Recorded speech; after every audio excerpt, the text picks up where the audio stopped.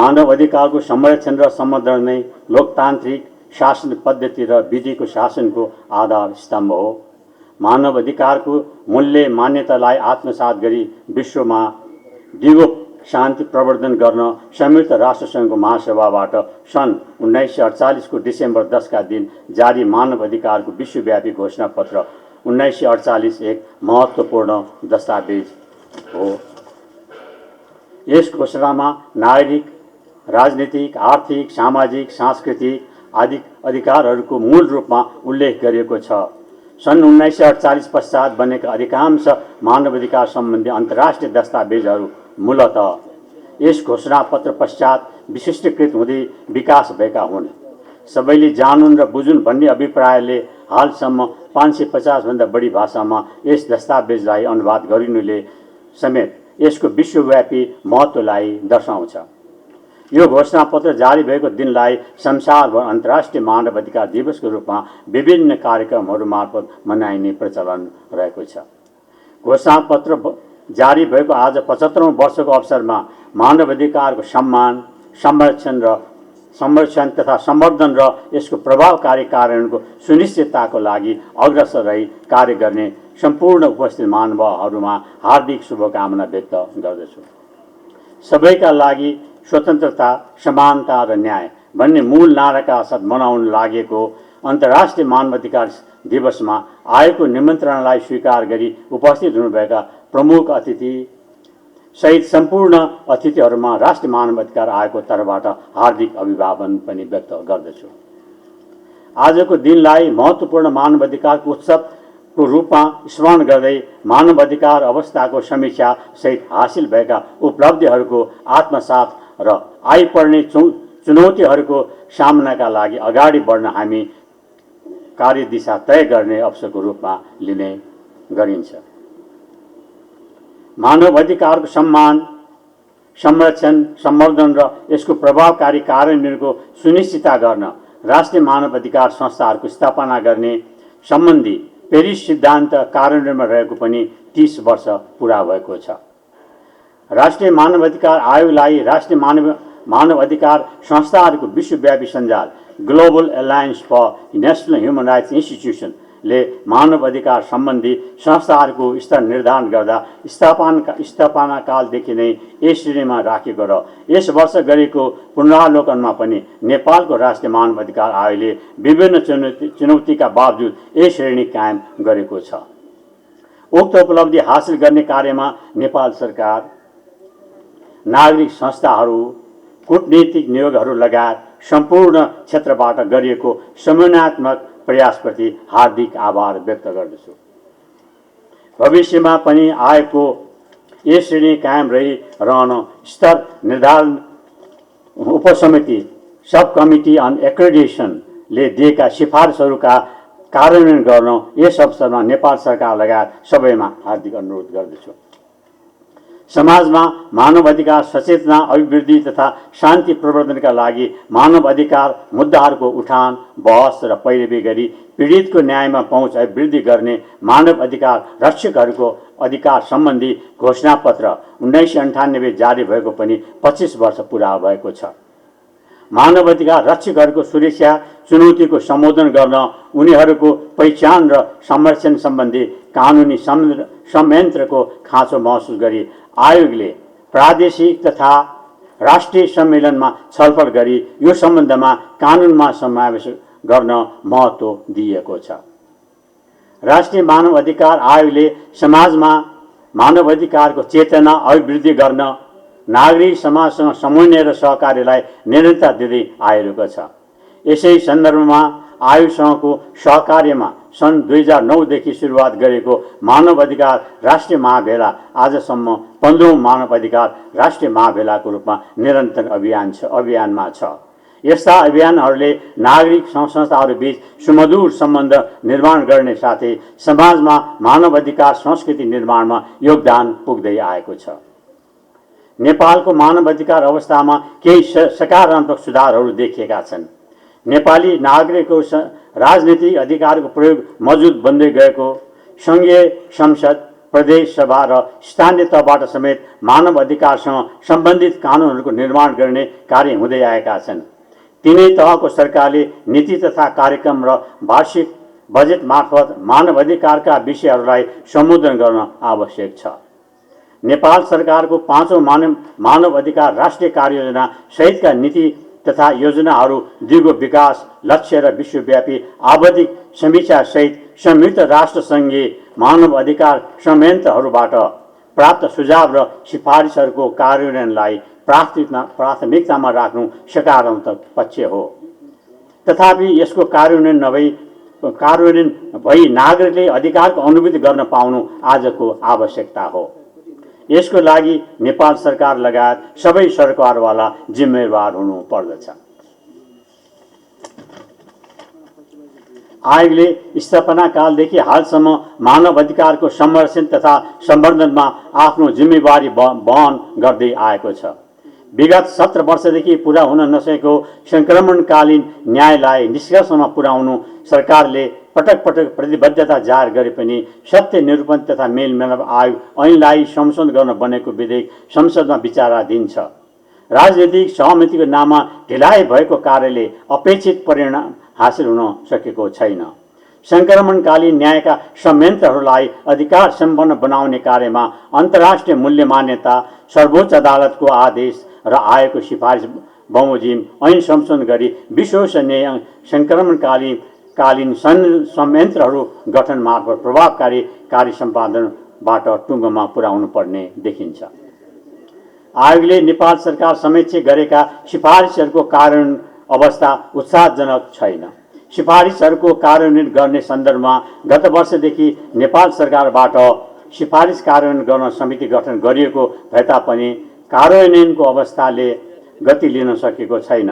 सिफारिस कार्यान्वयनको अवस्थालाई मध्यनजर गर्दा हाल 15.3% सिफारिसहरू पूर्ण, 39.2% सिफारिसहरू आंशिक र 45.5% सिफारिसहरू कार्यान्वयन नै हुन नसकेको तथ्याङ्क रहेको छ।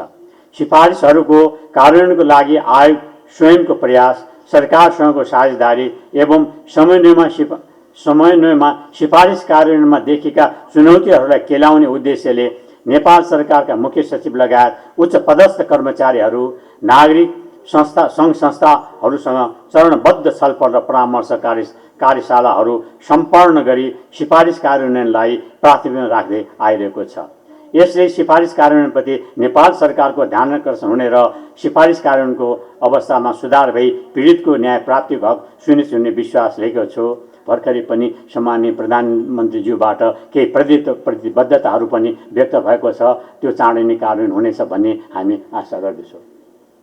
मानव अधिकार संरक्षण तथा सम्वर्धनको लागि राष्ट्रिय मानव अधिकार आयोग र मानव अधिकार सम्बन्धी संवैधानिक आयोगहरूसँगको समन्वय र सहकार्यको रणनीतिक ढाँचा तयार गरी कार्यान्वयनमा ल्याइएको छ। नेपाली आप्रवासी कामदारहरूको अधिकार संरक्षण र मलेसिया र कतारको राष्ट्रिय मानव अधिकार आयोगले हामीले समझदारी पत्रमा हस्ताक्षर गरेका छौँ।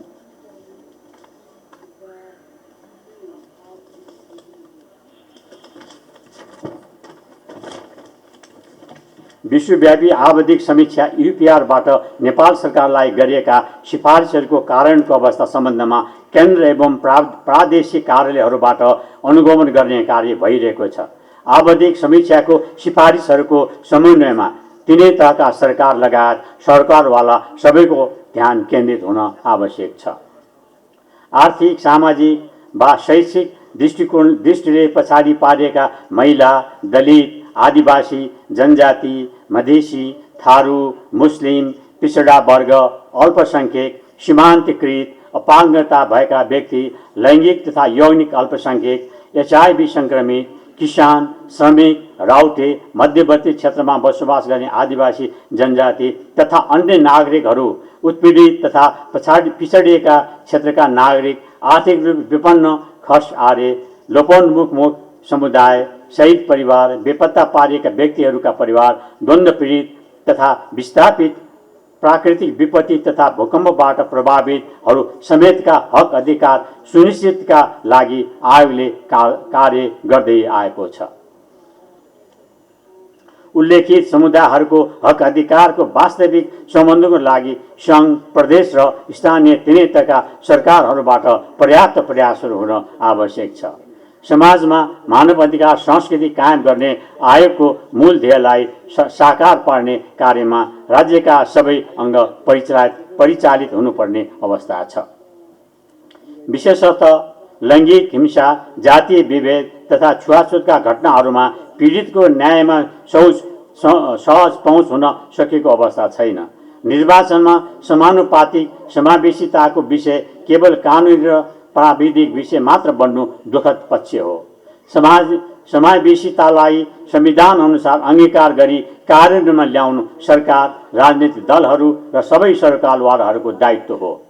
फौजदारी कसुरमा आरोपी तथा पूर्वपक्षमा रहेका व्यक्ति र आयोगले मानव अधिकार उल्लङ्घनमा दोषी भनी कारबाहीको लागि सिफारिस गरेका व्यक्तिलाई समेत राजनीतिक दलहरूले उम्मेदवार बनाउने, पीडितलाई नै थप पीडा हुने गरी कैदीहरूलाई माफी दिने कार्यले विधिको शासन र मानव अधिकारका मूल्य, मान्यता र संस्कृति निर्माणमा चुनौती थपेको छ। यस्ता कार्यले दण्डहीनतालाई प्रश्रय दिने हुँदा आयोग चिन्तित छ। सम्माननीय प्रधानमन्त्रीज्यू, नेपालको संविधानले परिकल्पना गरे बमोजिम समानुपातिक र समावेशी सिद्धान्तको आधारमा समतामूलक समाजको निर्माण गरी मानव अधिकार उपभोगको वातावरण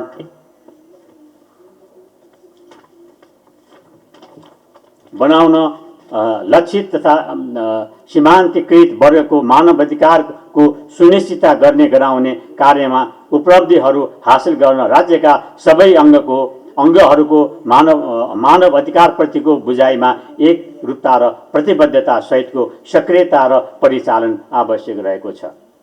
संवैधानिक प्रावधान र सर्वोच्च अदालतको आदेश बावजुद आयोगले दोषीलाई मुद्दा चलाउनु भनी गरिएका सिफारिस कार्यान्वयन गर्न प्रष्ट कानुनी व्यवस्था हुन नसक्नु चुनौतीको विषय बनेको छ। नेपालको संविधान र पेरिस सिद्धान्त अनुकूल हुने गरी राष्ट्रिय मानव अधिकार आयोगको ऐन निर्माण गर्ने नेपाल सरकारको मन्त्रिपरिषदबाट सैद्धान्तिक सहमति प्राप्त हुनु स्वागत योग्य छ। पेरिस सिद्धान्तको मर्म अनुरूप आयोगको कार्य र आर्थिक स्वायत्तता सुनिश्चित हुन नसकेको अवस्था भएकोले यथाशीघ्र कानुन बनाउन नेपाल सरकारको तदारुकताको खाँचो रहेको छ। विषम 2072 सालमा भूकम्पबाट क्षति भएको यस आयोगको केन्द्रीय कार्यालयको भवनको निर्माण प्रक्रिया हालसम्म पनि सुरुवात हुन नसक्दा आयोगको दैनिक कार्य सम्पादनमा प्रभाव परिरहेको छ।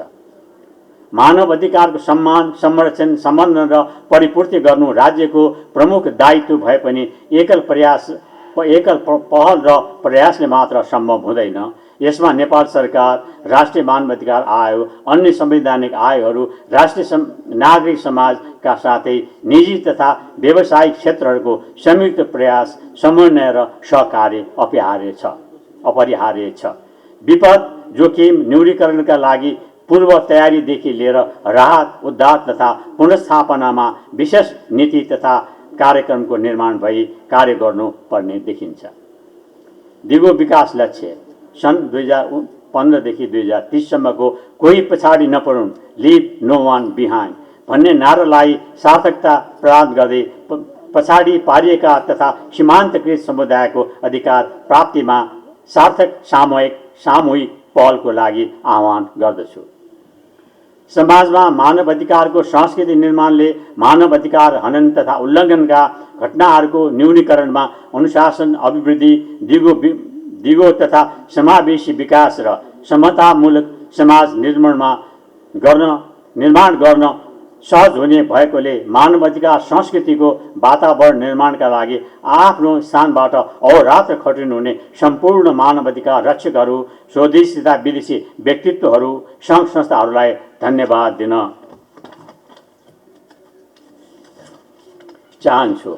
आगामी दिनमा पनि सबैबाट यस किसिमको सहयोग, समन्वय एवं सहकार्यको अपेक्षा गर्दछु। मानव अधिकारको विश्वव्यापी घोषणापत्र 1948 जारी भएको 75औं वर्षको अवसरमा मानव अधिकारका नवीनतम आयामहरू समेतमा कार्य गर्ने अभिप्रेरणा मिलोस् भन्ने सबैलाई शुभकामना दिन चाहन्छु। यस वर्ष स्वर्गीय दयाराम परियार स्मृति सम्मानबाट सम्मानित हुनुभएकोमा ज्येष्ठ नागरिकको मानवाधिकारको क्षेत्रमा कार्यरत गरेका सर्लाहीका श्री भवानी कुमारी कोइराला र पत्रकारिता र सामाजिक कार्यको माध्यमबाट मानवाधिकार संरक्षण कार्यमा योगदान पुर्याउनुभएका बाजुराका श्री प्रकाश सिंहलाई मानवाधिकार पुरस्कार प्राप्त गर्नुभएकोमा हार्दिक बधाई तथा शुभकामना व्यक्त गर्दछु।